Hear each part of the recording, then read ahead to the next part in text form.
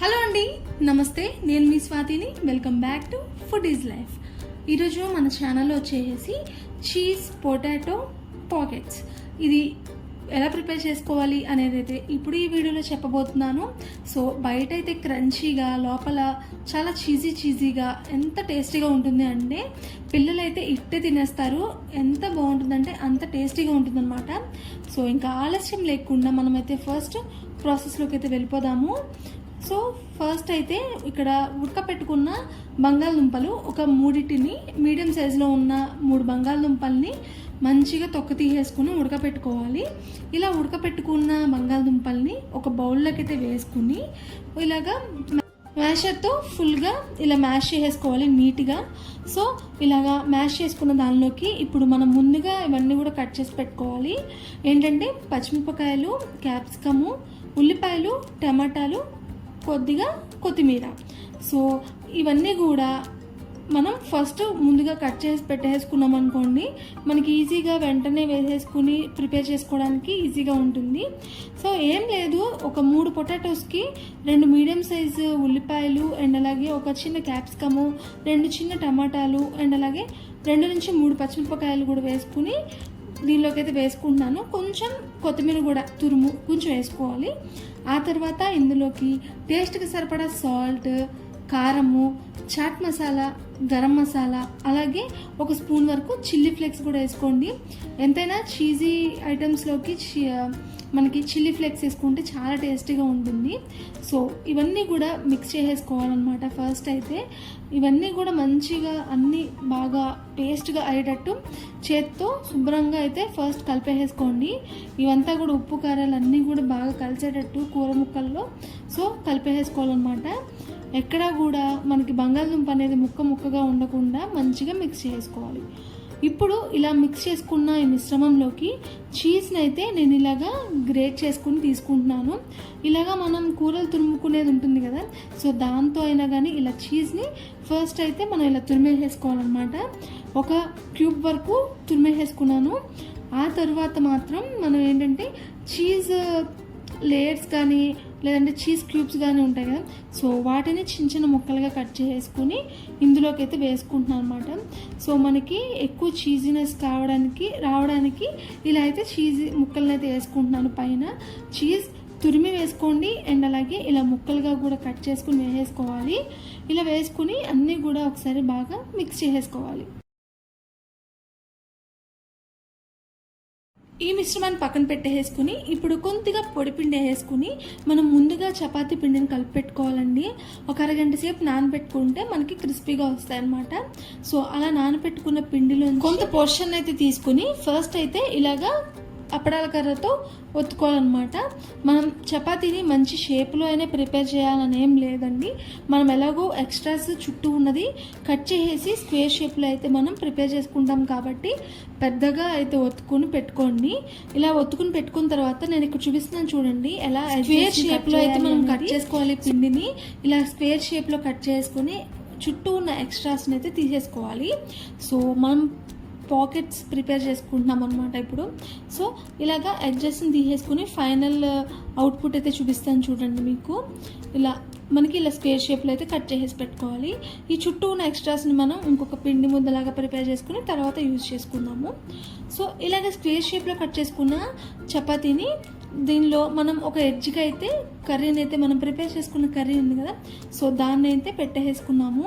And అలాగే ఫైనల్గా చుట్టూ కూడా మనకి ఈ స్క్వేర్ షేప్లో ఉన్న చపాతీకి చుట్టూ ఉన్న లేయర్కి కూడా మనం ఇలాగ ఆయిల్ని కానీ లేదంటే వాటర్ని కానీ ఇలా అప్లై చేసుకుని ఇలా అయితే ఫోల్డ్ చేసేసుకోవాలి. అంటే మధ్యలో కర్రీ వచ్చి ఇలాగా మనం ఈ చపాతీని అయితే ఇలా ఫోల్డ్ చేసుకున్నాం అనుకోండి, మనకైతే పాకెట్ రెడీ అయిపోతుంది. దీన్ని మరింత అట్రాక్టివ్గా చేయడానికి మనం ఒక ఫోర్క్ సహాయంతో ఇలాగా ఘాట్లు అయితే పెట్టుకోవాలి. ఇలా డిజైన్ లాగా వేసేసుకున్నాం అనుకోండి, మనకి చూడడానికి చాలా బాగుంటుంది. ఎవరైనా వచ్చినప్పుడు చిటికలో చేసేయచ్చు ఈ రెసిపీ అయితే.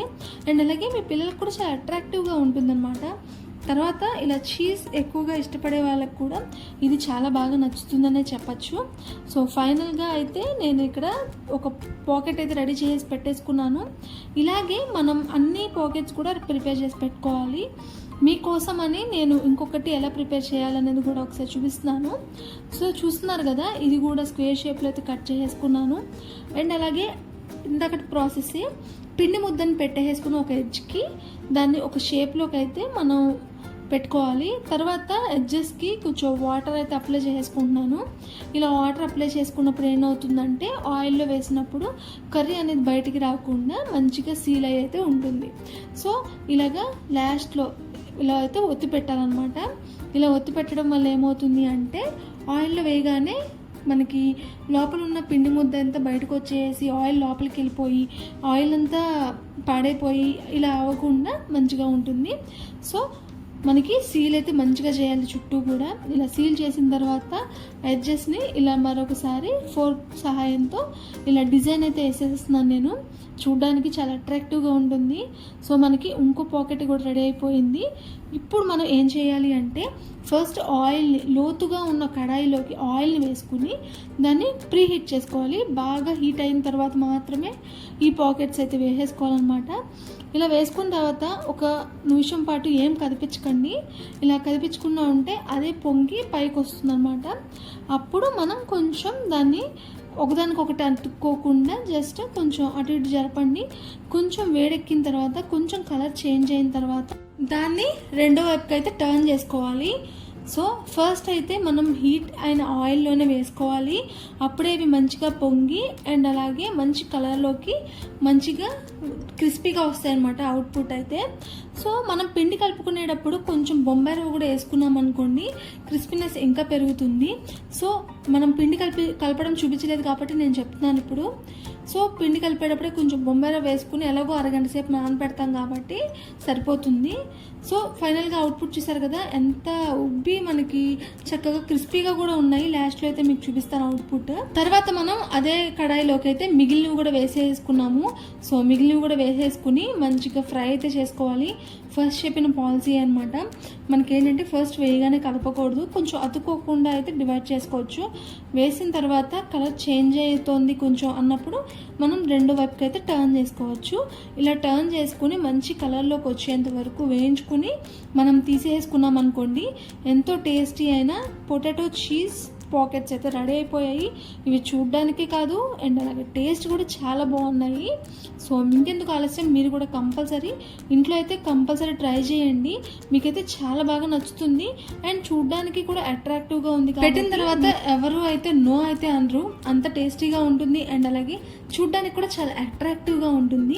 చాలా సింపుల్గా అయిపోయింది కదా, మనకి పైన క్రిస్పీగా లోపల చీజీగా ఎంత బాగుందో చూస్తున్నారు కదా స్నాక్ ఐటమ్ అయితే. మీ అందరికీ కూడా ఈ వీడియో నచ్చిందని అనుకుంటున్నాను. సో మీరు కూడా కంపల్సరీ ఇంట్లో ట్రై చేయండి. ఎలా వచ్చింది అనేది కమెంట్ చేయండి. ఈ వీడియో కనుక మీకు నచ్చినట్లయితే like, share and subscribe to food is life.